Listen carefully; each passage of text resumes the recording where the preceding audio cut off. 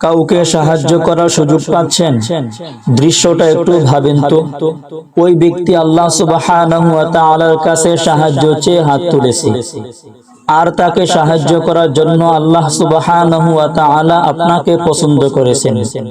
মহামহিম রবের দরবারে ওই ব্যক্তিকে সাহায্য করার অসংখ্য অগণিত উপায় বিদ্যমান।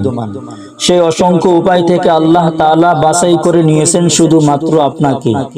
তিনি চাইলেই আপনার পরিবর্তে অন্যের মাধ্যমে তাকে সাহায্য করতে পারতেন।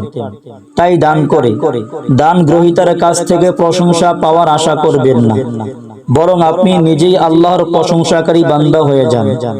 কেননা কাউকে দান করতে পারাটা এটা তার প্রতি আপনার অনুগ্রহ নয়, বরং এটা আপনার প্রতি আল্লাহর অনুগ্রহ। তাই কাউকে দান করতে পারলে বেশি বেশি করে আল্লাহর প্রশংসা করুন। এর মাধ্যমে আল্লাহ তাআলা আপনার মান সম্মান ইজ্জত আরো বৃদ্ধি করে দিবেন ইনশাআল্লাহ।